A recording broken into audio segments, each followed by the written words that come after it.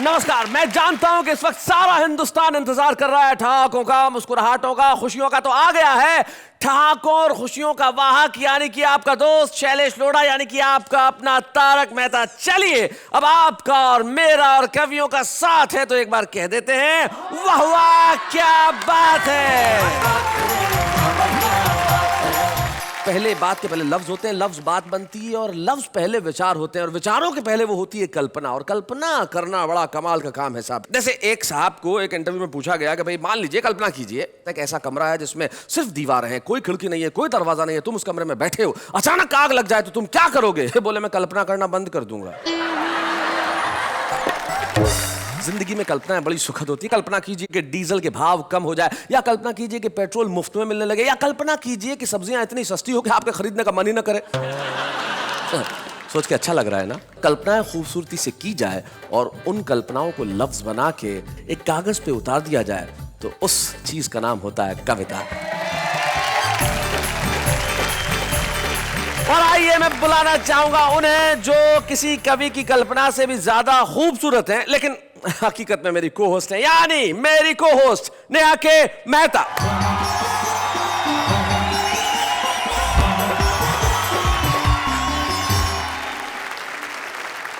नमस्कार, welcome to वाह वाह क्या बात है। वैसे आप कल्पना के बारे में बात कर रहे थे? जी जी बिल्कुल। मिली थी मुझे। अच्छा, पूछ रही थी आपके बारे में। हाँ। कैसे हैं? हाँ। मैंने बोला ठीक है, बिजी है आजकल। हाँ, बहुत अच्छा किया आपने बता दिया, लेकिन मैं आपकी मित्र कल्पना के बारे में बात नहीं कर रहा था। मैं कल्पना यानी कि इमेजिनेशन के बारे में बात कर रहा था। ओह, तो यूँ हिंदी में बोलिए ना। क्या बात है, अगर मुझे हिंदी में ऐसी ही हिंदी बोलनी पड़ी तो मैं सबसे पहले आपकी कल्पना शक्ति को प्रणाम करता हूँ। वैसे कल्पना करना बहुत आसान है ना? हाँ हाँ, बहुत आसान है। मैं तो कई बार कल्पना करता हूँ कि मेरे बाजू में कोई खड़ा ही नहीं है। क्या? नहीं, मेरे कहने का मतलब है कि कल्पना करना बहुत आसान है, लेकिन उस कल्पना को कविता बदल देना बहुत मुश्किल काम है। तो आइए मिलते हैं हमारे उन साथियों से जो अपनी कल्पनाओं को आज यहाँ हकीकत बना के सुनाएंगे, आपको हंसाएंगे और आप उनके लिए तालियां बजाएंगे। तो फिर एक बार ताली बजाना शुरू कर दीजिए, क्योंकि सबसे पहले मैं बुलाने जा रहा हूं हमारे साथी जो हमें भारत की राजधानी से प्राप्त हुए हैं, प्रवीण शुक्ल।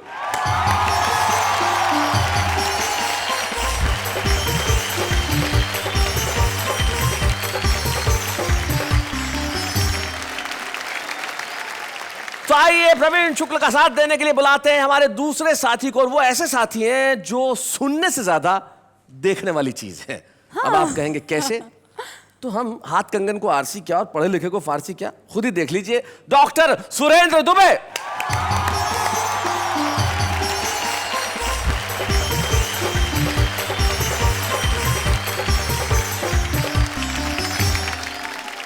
इटारसी एक जगह है मध्य प्रदेश में, वहां के रहने वाले हैं, लेकिन नाम है उनका आलसी, राजेंद्र मालवीय आलसी।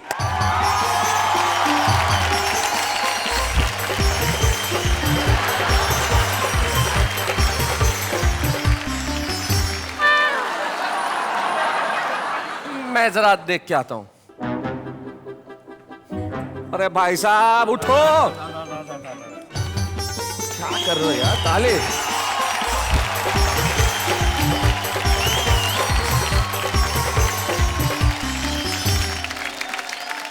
आपके आदेश से और आपके आग्रह से और आपके खींचने से मैं आ गया। चलिए, बहुत अच्छा हुआ अब आप आ गए हैं। अब यहाँ मत सो जाइएगा प्लीज। अब मेरी बात सुनिएगा, मेरी एक पुस्तक निकली है। अच्छा।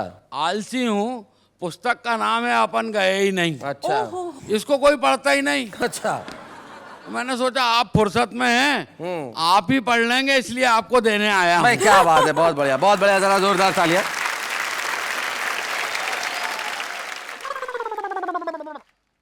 क्या आलसी आदमी है साहब, इसमें तो कुछ लिखा ही नहीं है।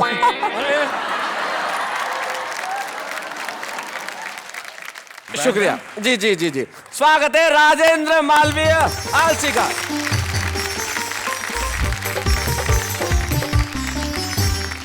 आज हमारे साथ तीन विश्व प्रसिद्ध कवि हैं। तीनों के लिए एक बार मिलकर कहते हैं वाह वाह क्या बात है। हमारे गांव में अंतरराष्ट्रीय आलसी अधिवेशन हुआ था। अच्छा, तो दुनिया भर के आलसियों ने उसमें भाग लिया, अपन गए ही नहीं। तो भाई साहब किसी ने शिकवा किया ना गिला, पहला पुरस्कार अपने को ही मिला। अभी पिछले दिनों दिल्ली में एक स्थान से गुजर रहा था, मैंने देखा 2 मजदूर काम पर लगे हुए थे। एक गड्ढा खोदने का काम कर रहा था, दूसरा उसे भरने का काम कर रहा था। मैंने कहा भैया ये क्या कर रहे हो? तो एक मजदूर नहीं बताया, बोले साहब काम पर 3 लोग लगाए गए थे, एक को गड्ढा खोदना था, दूसरे को पौधा लगाना था, तीसरे को मिट्टी भरनी थी, दूसरा आया नहीं है, हम अपना काम कर रहे हैं। बहुत अच्छे। जोरू का गुलाम ये सस्ती, सुंदर और टिकाऊ नस्ल है। ये बहुतायत मात्रा में पाई जाती है। जोरू का बादशाह ये प्रजाति धीरे धीरे लुप्त हो रही है। ओ मेरी जान, मैं ही तो हूँ तेरा शाहरुख खान। क्या हुआ जो है मेरी एक चाय की दुकान, नुक्कड़ पे है मेरा छोटा सा मकान। जिंदगी भर तुझको खुश मैं रखूंगा, देता हूँ अपनी जुबान।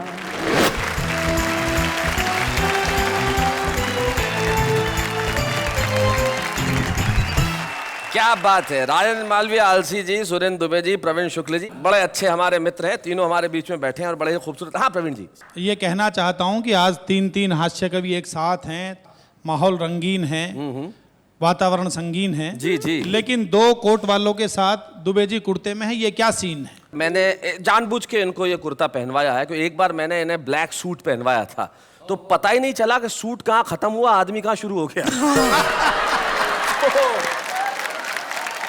शैलेश जी, इसे कोयला मत समझो जी। कोयले का भाव होता है। हाँ। कोयला धधक जाए तो अलाव होता है, हाँ। और कोयला अपने पे आ जाए तो मध्यावधि चुनाव होता है।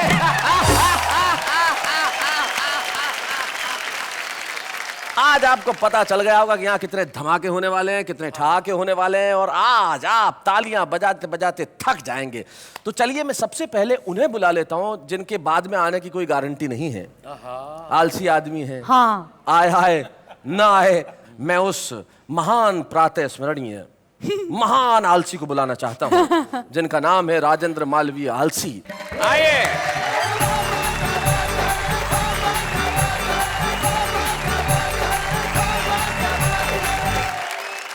सभी को प्रणाम करता हूँ। जी, जेब में हाथ डाल के।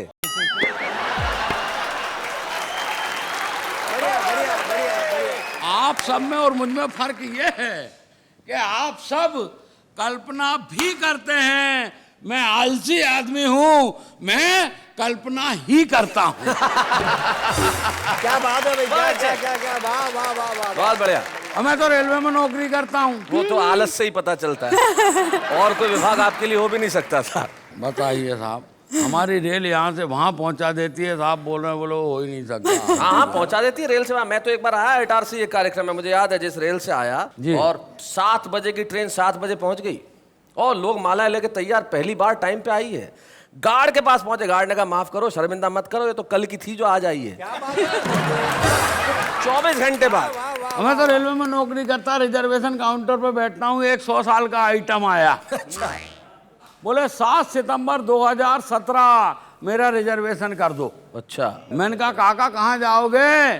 बोले शादी की गोल्डन जुबली है, हरिद्वार जाना है। और मैंने कहा 17 तक टिके रहोगे? और बोले टिके रहे तो ठीक, नहीं तो हरिद्वार तो जाना ही है। वाह वाह राजेंद्र, वाह क्या बात है भाई, क्या गए गुरु। इसलिए अपन कह देते हैं कि अपन विश्व के सबसे बड़े आलसी हैं, और काम के नाम पर कुछ करते ही नहीं हैं। यहाँ तो अपन आ भी गए, कई जगह जा ही नहीं पाते। बहुत अच्छे। अभी क्या हुआ शैलेश जी, हमारे गांव में अंतरराष्ट्रीय आलसी अधिवेशन हुआ था। अच्छा। तो दुनिया भर के आलसियों ने उसमें भाग लिया, अपन गए ही नहीं। वाह राजन वाह।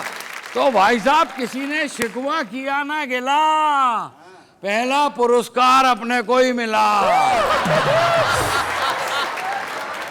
समिति ने सोच समझ के निर्णय लिया, पुरस्कार घर ही पहुंचा दिया।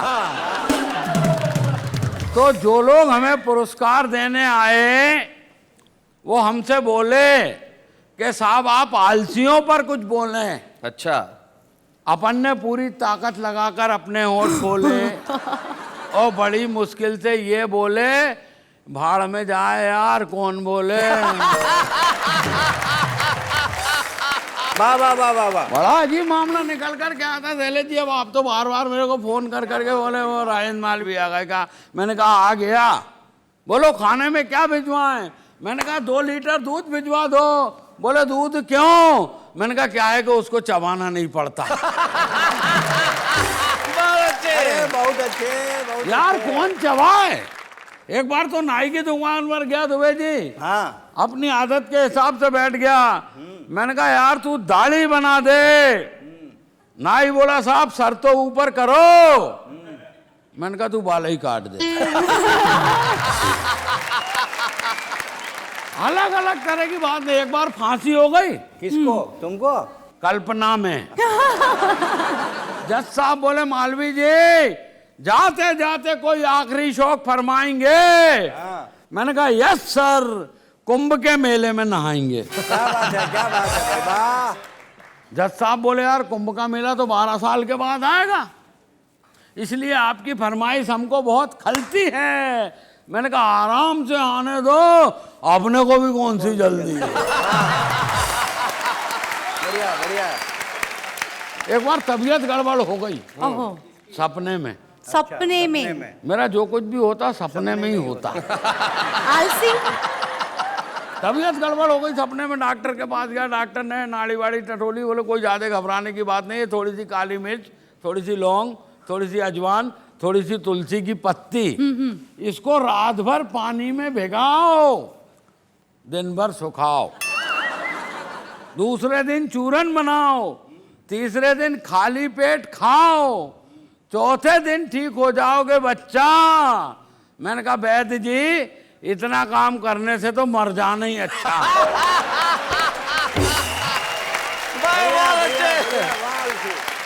नेता लोग आते बोले हमको वोट दो, हमको वोट दो, हमको वोट दो।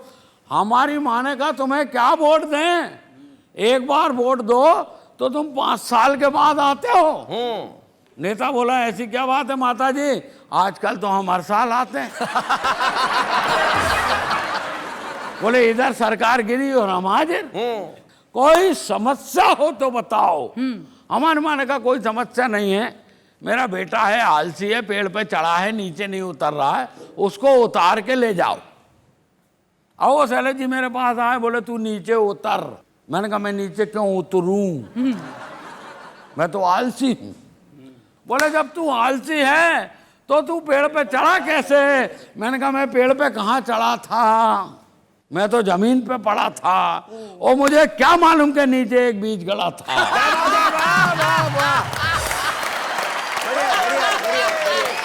बढ़िया।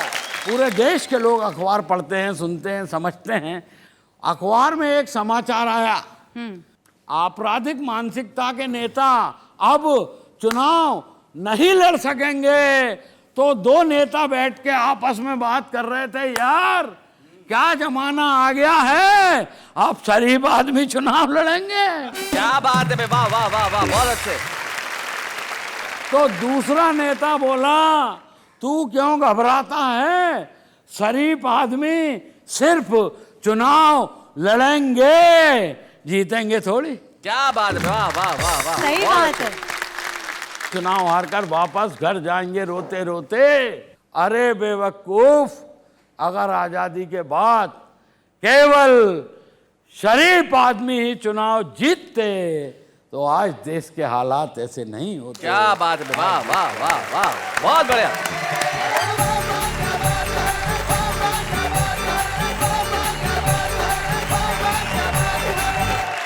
भाई बहुत अच्छे राजन जी, कमाल कर दिया आपने। और सबसे बड़ा तो आपको बहुत बहुत धन्यवाद कि आप वापस भी लौटे, वरना आपका क्या भरोसा, आप यहीं बैठ सकते थे, अपन जाते ही नहीं।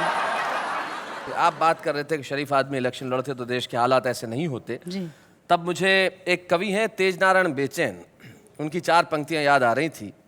वो कहते हैं कि मंच जब से अर्थदायक हो गए, अर्थदायक यानी जहां पैसा मिलता है, कि मंच जब से अर्थदायक हो गए हैं तोतले भी गीत गायक हो गए हैं और राजनैतिक मूल्य कुछ इस कदर गिरे कि जेब कतरे भी विधायक हो गए। क्या बात है शैलेश जी, वाह वाह। लेकिन आपने जो हमारे बीच में और उदासी के बीच में जो दीवार है उसे गिराया और इस कदर हंसाया कि आपके लिए सिर्फ एक ही बात कि वाह वाह वाह, क्या बात है। राजेंद्र मालवीय जी, आपने तो भले आलस में कमाल कर दिया, लेकिन कुछ लोग होते हैं वो अलग ढंग से कमाल करते हैं। पिछले कुछ वर्षों में हिंदी कवि सम्मेलनों की एक बेहद मजबूत कड़ी होकर उभरे हैं प्रवीण शुक्ल। प्रवीण शुक्ल एक ऐसे युवा रचनाकार का नाम है जिसकी कविता में गहराई भी है, जिसकी कविता में सच्चाई भी है, जिसकी कविता में व्यंग की पकड़ भी है और कलम की अकड़ भी है। प्रवीण शुक्ल आ रहे हैं हमारे बीच।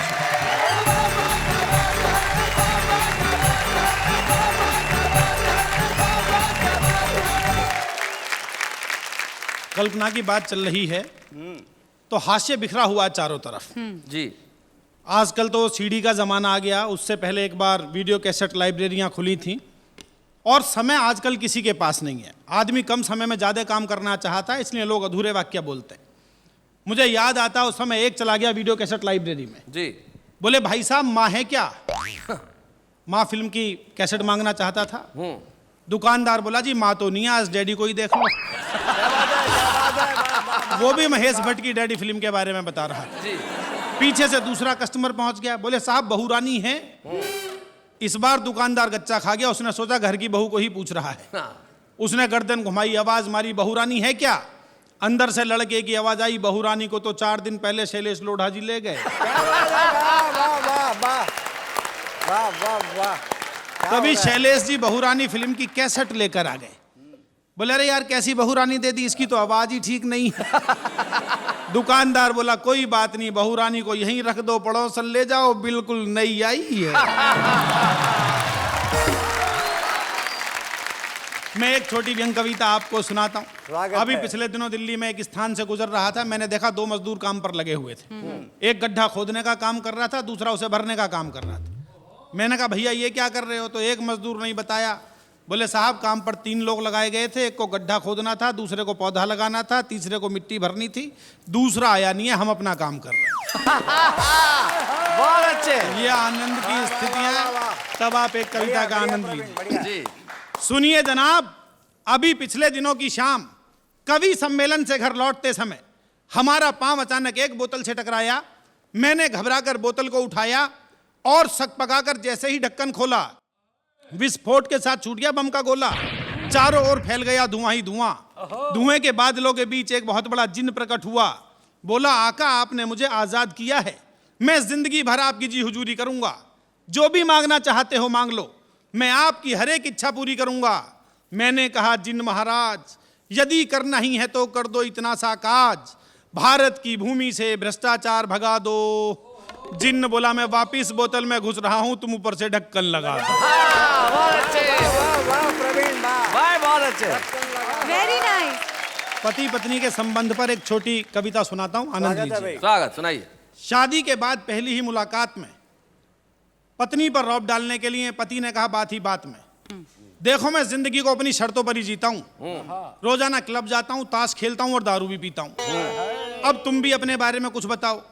तो लड़की बोली जी बिल्कुल भी मत घबराओ, तुम्हारी और मेरी खूब छनेगी, जितनी बननी चाहिए उससे भी ज्यादा बात बनेगी। तुम जैसा पियक्कड़ ढूंढने के लिए पिताजी ने 4 साल तक समय की बर्बादी की है। अच्छा, चिंता मत करो, दोनों के गुण मिलाकर ही शादी की। बहुत अच्छे। कई बार गुण इस तरह से मिल जाते हैं कि उनका प्रभाव बहुत दूर तक जाता है। एक ऐसी सुंदरी, उसने विचित्र वेशभूषा बना रखी है, उसको देखकर लगता है किसी दूसरे ग्रह का प्राणी धरती पर उतर आया है। उसे समाज के अलग अलग लोगों ने देखा, तो देखिए उनकी कल्पना का विस्तार कहां तक हुआ। आनंद लीजिए। कल्पना कीजिए यही है, मतलब इन्हें देखा जा रहा है और लोग क्या कह रहे हैं। सुंदरी यही है, कल्पना कर लीजिए क्या जा रहा है आपका, कल्पना ही तो करनी है। उन्हें समर्पित किया जाए, इन्हें समर्पित किया जाए, शक्ल इनकी, कविता आपकी। सुनिए। कि फोटोग्राफर ने एक आंख मीच कर कहा, जिसे खींचता रहूं वो पोज लगती हो तुम। खाट पे पड़े हुए मरीज ने कहा कि मुझे जीवन बचाने वाली डोज लगती हो तुम, जीवन बचाने वाली डोज लगती हो तुम। माली बोला बार बार सूंघने को मन करे, अच्छा कि माली बोला बार बार सूंघने को मन करे, नया नया खिला रेड रोज लगती हो तुम।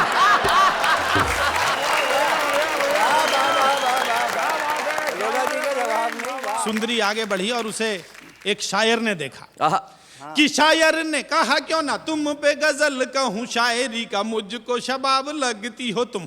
जिसे देख कर मन मांसाहारी होने लगे, शाकाहारियों को वो कबाब लगती हो तुम, शाकाहारियों को वो कबाब लगती हो तुम। और अगली पंक्ति शैलेश भाई को समर्पित करता हूँ, जो बड़े कवि हैं, बड़े एंकर हैं, कि जिन सूफियों ने एक बूंद का भी चखी नहीं, ललचाती उनको शराब लगती हो तुम। बीए में जो बार बार फेल हो रहा था, बोला सारे ही सवालों का जवाब लगती हो तुम, सारे ही सवालों का जवाब लगती हो तुम, सारे ही सवालों का जवाब लगती हो।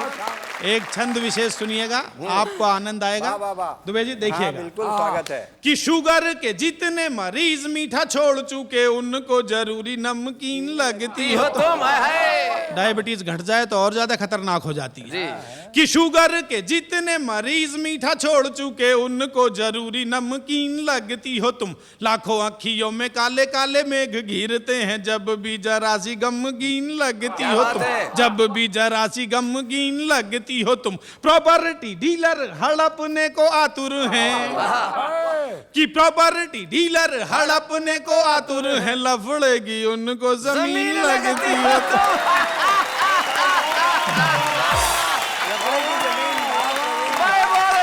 और अगली पंक्ति में समर्पित नहीं कर रहा हूं, आप स्वयं समझ जाएंगे मैंने किसे समर्पित की है। अच्छा। कि प्रॉपर्टी डीलर हड़पने को आतुर हैं, लफड़े की उनको जमीन लगती हो तुम। खाट जिनकी खड़ी हुई है कई बरसों से, ऐसे खूसटों को भी हसीन लगती हो तुम, ऐसे खूसटों को भी हसीन लगती हो तुम, ऐसे खूसटों को भी हसीन। बहुत अच्छे।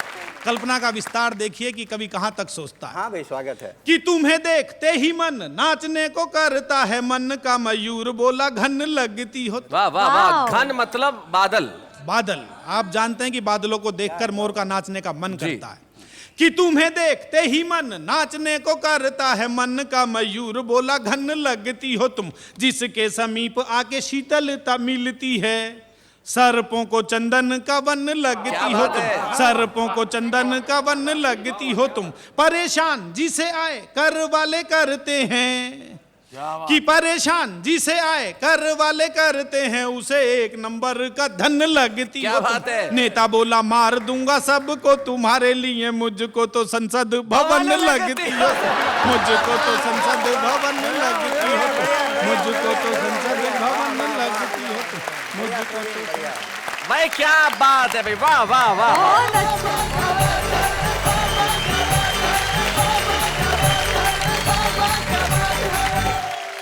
क्या कहूं मैं, मुझे एक बात का बड़ा दुख होता है।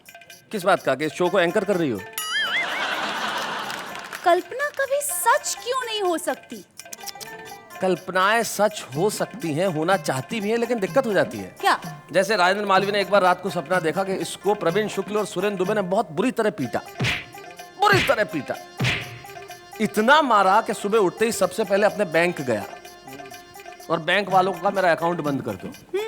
बोले क्यों भाई, अकाउंट क्यों बंद करते? बोले आपका जब बैंक का नाम लिखा हुआ है वहां नीचे टैगलाइन है, हम आपके सपनों को हकीकत में बदलते हैं। तो अगर सपने हकीकत में इस तरह तब्दील हो जाए तो कोई नहीं चाहेगा कि कल्पना हकीकत बने। लेकिन क्या करें साहब, हम भी चाहते हैं कि हमारी कल्पना हकीकत हो जाए। हम तो चाहते हैं कि डीजल सस्ता हो जाए, पेट्रोल सस्ता हो जाए, देश में चारों तरफ खुशियां हो, लेकिन ये हकीकत कहाँ हो पाती है साहब। लेकिन कुछ लोग ऐसे होते हैं जो जिंदगी में सिर्फ एक काम करते हैं कि लोगों की जिंदगी में रंग भर सके। हमारे बीच में एक ऐसा ही कवि, एक ऐसा ही रचनाकार है जिन्होंने जीवन का सिर्फ एक ही बीड़ा उठाया है कि मैं अपनी कविताओं से भी, अपनी शक्ल से भी सबको हंसाऊंगा। डॉक्टर सुरेंद्र दुबे।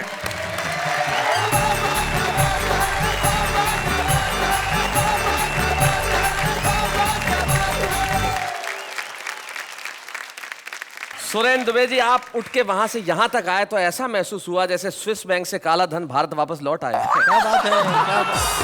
बहुत बढ़िया, बहुत ऐसा है, जब हमारी पत्नी खुश होती है जी। तो कहती है तुम मेरे सोना हो, तुम मेरे चांदी हो, आहाय। तुम मेरे मोती हो, तुम मेरे धन हो। और बाबा रामदेव कहते हैं काला धन जब्त होगा। अरे डॉक्टर साहब क्या बात है। क्या बात है ना। Cute one. जब राखी सावंत का स्वयंवर टीवी पे आता था, हाँ। जब राखी सावंत का स्वयंवर प्रवीण जी टीवी पे आता था, हमारे गांव का हर बूढ़ा चश्मा पोंछ के टीवी का आगू में बैठ जाता था। अच्छा। हमने कहा बाबा इस उम्र में स्वयंवर से का लेना देना। बोले बेटा जब तक सांस है तब तक आस है। जब तक सांस है तब तक आस है। और ये स्वयंवर में कौन धनुष तोड़ना है, इसमें तो अपना भी चांस है। भाई साहब कल्पना तो है, जैसे बच्चों के नर्सरी KG1 में पाठ होते हैं, मात्रा नहीं होती है। अमर घर चल, हाँ। चल अमर घर चल, ऐसे पाठ होते हैं। नेहा जी आप भी पढ़ी लिखी होंगी मैं सोचता हूँ, तो मतलब इतना पहली तो पढ़ी होंगी। नेता चल, दिल्ली चल, पटना चल, टोपी लगा, कुर्ता पहन, मंत्री बन, हवाला कर, घोटाला कर, तिहाड़ जा। बहुत अच्छे, बहुत बढ़िया। नेता चल, दिल्ली चल, पटना चल, टोपी लगा, कुर्ता पहन, मंत्री बन, हवाला कर, घोटाला कर, तिहाड़ जा, वापस आ, टोपी लगा, कुर्ता पहन, मंत्री बन। क्या बात है, वाह वाह वाह वाह, बहुत खूब, बहुत अच्छे। हिंदी की क्लास थी, हिंदी की क्लास थी। हिंदी की क्लास थी, टीचर एकदम उदास थी। पति से लड़कर आई, अब काहे की पढ़ाई। बच्चों ने कहा टीचर पढ़ाओ, टीचर पढ़ाओ। टीचर ने कहा दिमाग मत खाओ, कल गाय पे निबंध लिखवाया था, जाओ पति पर निबंध लिख कर लाओ। बच्चों ने लिखा पति एक दयनीय पालतू प्राणी है। पति एक दयनीय पालतू प्राणी है जिसे हम मनुष्य भी कह सकते हैं। बढ़िया बढ़िया बढ़िया। शादी के पहले पति सामान्यतः मनुष्य ही होता है। पति की दो आंखें होती हैं जिनसे वो अल्टरनेट देखता है। जी। पति के प्रकार, हिंदुस्तान में पति के दो प्रकार पाए जाते हैं। अच्छा। एक जोरू का गुलाम, शैलेश जी, जी। एक जोरू का गुलाम,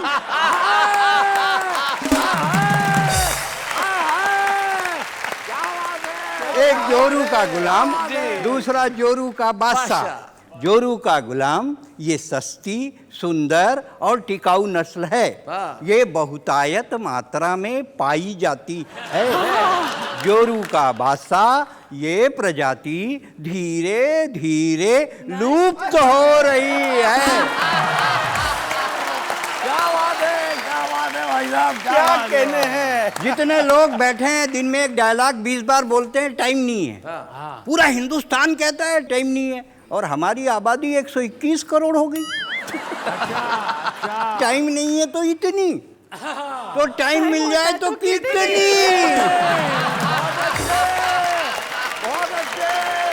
जिसको देखो टाइम नहीं है। अच्छा आजकल क्या है, रहे सहे में टाइम नहीं है व्यापारी के पास परिवार के लिए, टाइम नहीं है नेता के पास सरकार के लिए, टाइम नहीं है पुलिस के पास रक्षा के लिए, और टाइम नहीं है शिक्षक के पास शिक्षा के लिए। क्या बात है, टाइम वाह नहीं वाह है। वाह वाह वाह वाह। टाइम नहीं है, टाइम नहीं है भाई साहब, आप जिंदगी भर बोलिए टाइम नहीं है, लेकिन अगर कोई बेबस औरत सड़क पर इज्जत बजाने के लिए गुहार लगाए, कोई अंधा सड़क पार करने के लिए लाठी थमाए, कोई विदेशी सरहद पार करके हिंदुस्तान में घुस जाए, और कोई बंबई में आतंक मचाए, कभी मत कहिएगा टाइम नहीं है। क्या बात टाइम है, नहीं वाह है, वाह वाह, टाइम नहीं है। बहुत बढ़िया।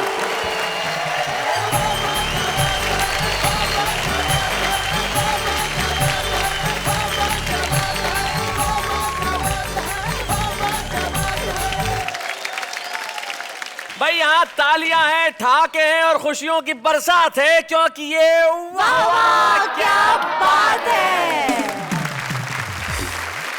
जिंदगी में कई चीजें होती हैं। जैसे मित्रों, सुरेंद्र जी, हुआ यूं कि एक बार एक नेताजी गांव के स्कूल का दौरा करने चले गए, तो वहाँ बच्चों से पूछा कोई प्रॉब्लम तो नहीं है। वो बोले सर कोई वैसे तो कोई खास प्रॉब्लम नहीं है, पर 6 महीने से कोई टीचर ही नहीं है, हम तो यूं ही बैठे हुए हैं। तो नेताजी बड़े आश्चर्य में बोले फिर ये स्कूल चल कैसे रहा है? बोले वैसे ही जैसे देश चल रहा है।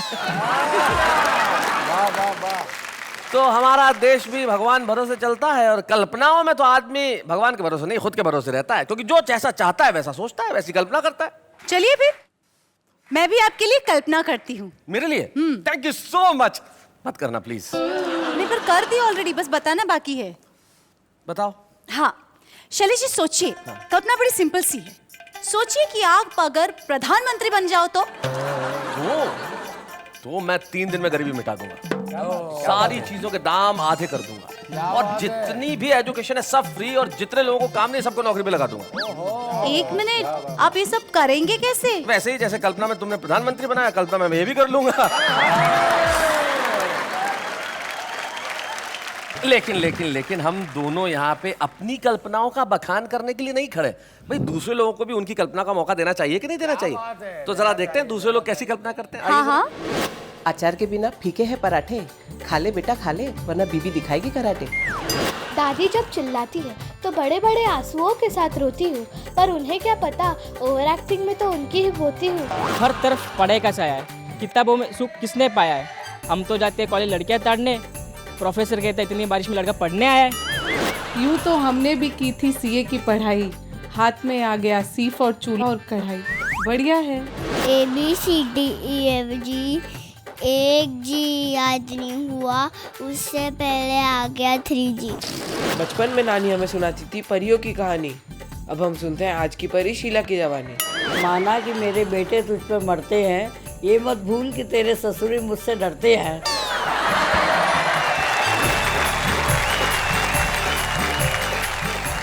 तो ये थी आम आदमी की भाषा, जो अलंकारों में नहीं पड़ता, जो लफ्जों की बनावट में नहीं उलझता, जैसा सोचता है वैसा कहता है। तो भाई आम आदमी के लिए एक बार जोरदार तालियां। क्या बात। बढ़िया बढ़िया बढ़िया।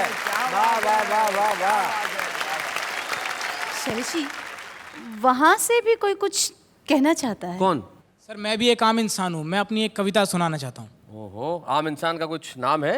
विपिन हीरो। ओहो, पर मैं अपनी कविता गाकर सुनाना चाहता हूँ। वो तो सब ठीक है, पर आम इंसान हीरो? वैसे असली हीरो तो इस देश का आम इंसान ही है। तो आइए हम इस देश के असली हीरो से कविता सुने। आइए भाई विपिन हीरो, आइए जरा।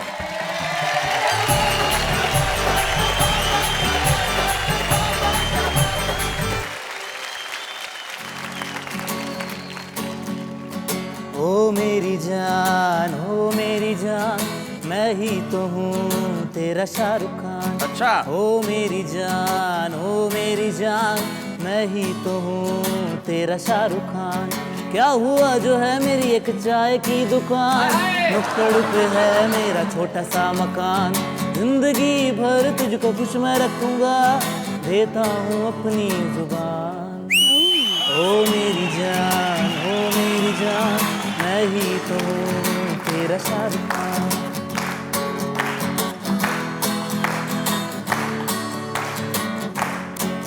हाँ सुबह जल्दी उठ के मैं तेरे लिए चाय बनाऊंगा। क्या बात है।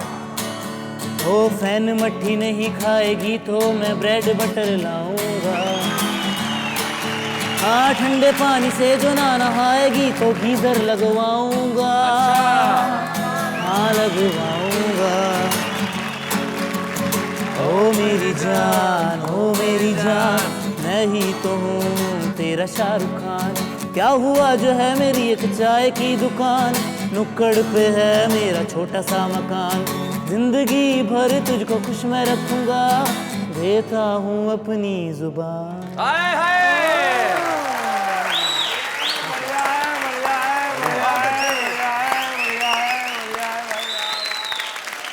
हमारा एक दोस्त एक बहुत बढ़िया बात बताई। एक आदमी चाय की दुकान चलाता था, और वो भी शायर।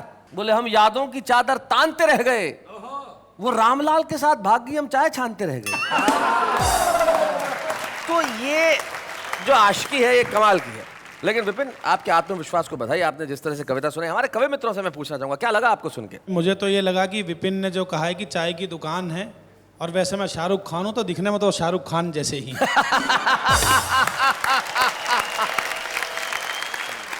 Thank you so much Vipin. आपने यहाँ आके सबसे पहले तो मैं आपको बधाई देना चाहूँगा। ज़िंदगी के अंदर जो ये लोग जो हैं वो बड़े इनहिबिशंस रखते हैं और जैसे हिंदी में कहा जाए तो पूर्वाग्रह रखते हैं। आपने सारे पूर्वाग्रहों से मुक्त होकर ये कहा कि सर मुझे कविता सुनानी है। कविता के लिए भाव, कविता के लिए आदर, कविता के लिए अनुराग, आपके लिए सिर्फ तालियां और सिर्फ 4 लफ्ज। वाह वाह, क्या बात है। Thank you so much.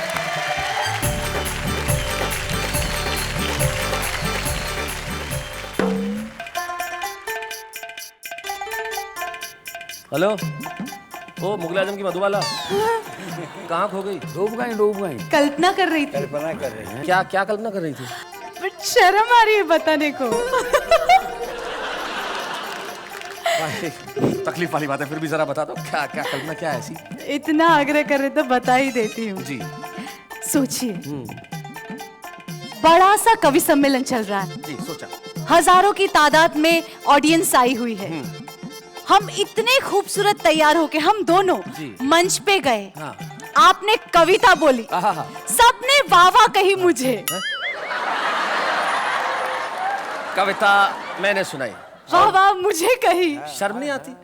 Sir पहले ही बोला था, वही आ रही थी, आपने बोला बोलो बोलो बोलो। शैलेश जी, मुझे एक बात समझ में नहीं आई कि कल्पना का अंत है कि नहीं। देखिए, कल्पना का अंत तभी होता है जब कल्पना हकीकत में। मैं बताता हूँ शैलेश जी, कल्पना का अंत होता है कल्पना। जैसे तुम किसी के पास खड़ी हो तो जो भाव पास वाले व्यक्ति में उत्पन्न होगा वो कल्पना होगा। मित्रों, सुरेंद्र दुबे एक ऐसे रचनाकार का नाम है जिसने हिंदी कवि सम्मेलनों में सिर्फ अपना बहुत पुख्ता पक्ष ही सामने नहीं रखा, न केवल अपनी कविताओं से दुनिया भर के लोगों को हंसाया। छत्तीसगढ़ प्रदेश में रहते हैं और वहाँ अपनी भाषा में इतना काम किया कि इन्हें भारत सरकार ने पद्मश्री प्रदान किया। हम सुरेंद्र दुबे को सम्मानित करते हैं। तो जिसे देश का इतना बड़ा अलंकरण दिया गया हो पद्मश्री, उसके आगे तो सारे अलंकरण फीके हैं। अच्छा। लेकिन कविता के मंच पे अगर कविता का सम्मान हो तो उसकी बात ही कुछ और होती है। जी, यस। तो वाह वाह क्या बात है, को बड़ी खुशी है कि हम डॉक्टर सुरेंद्र दुबे को आज इस मंच पे सम्मानित करेंगे। हम जोरदार तालियां बजाएंगे डॉक्टर सुरेंद्र दुबे के लिए।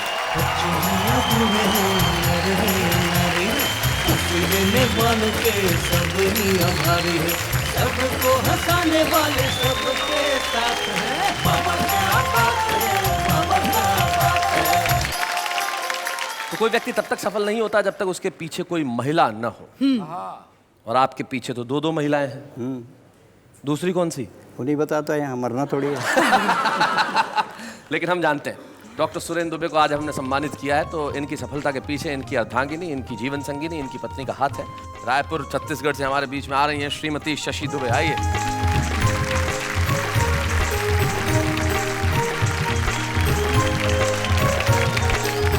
कितने साल हो गए आपकी शादी को? हमारी शादी को 30 साल हो गए। 30 साल हो गए, क्या बात है। कैसे हुई थी शादी, अरेंज मैरिज या लव मैरिज? Love marriage. देखो इसमें 2 आश्चर्य हैं। एक तो 30 साल पहले लव मैरिज और दूसरी लव मैरिज इनसे। भाई ये कैसे हुआ?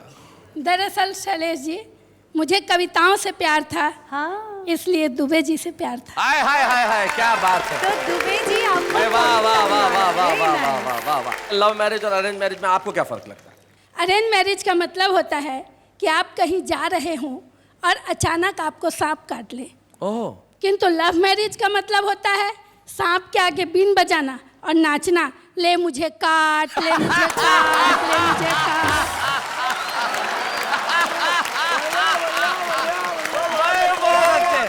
जब ये मेरे प्रेमी थे जी, तो मेरी सारी मांगे भाग भाग कर पूरी करते थे। अच्छा।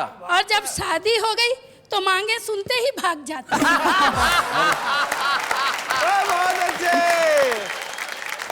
एक बात मैं कह दूं शैलेश जी। जी जी कहिए। बेटी, बहू, पत्नी, प्रेमिका, लड़की के बहुत सारे रूप होते हैं जीवन में, पर फली फूली टहनियाँ जड़ों की तरफ मुड़ी रहती हैं। बेटियां कहीं भी रहें, माँ बाप से जुड़ी रहती हैं। वाह वाह वाह वाह वाह वाह वाह। वाह वाह। तो ये था कल्पनाओं से भरा हुआ एक ऐसा शानदार काल्पनिक सफर जिसमें हमने सिर्फ हंसी की बात ही नहीं की, मुस्कुराहट ही नहीं बांटी, बल्कि जिंदगी की कल्पनाओं को हकीकत में बदलते भी देखा। कल्पना जिंदगी में किसी भी रूप में हो सकती है, इसलिए एक शायर के 2 शेर मुझे याद आते हैं जो मैं जाते जाते कहना चाहता हूँ। वो कहते हैं कि खुशबू हूँ मेरे नाम को फूलों में बांट दो, जहनों में बांट दो, मुझे जिस्मों में बांट दो। मैं ख्वाब हूँ, ख्याल हूँ, शबनम हूँ, रंग हूँ, मैं खिलखिलाऊंगा, मुझे लफ्जों में बांट दो। क्या बात है। अगले शनिवार की रात 10 बजे ऐसे ही सफर पे हम मिलेंगे जिसका नाम है वाह वाह क्या बात है।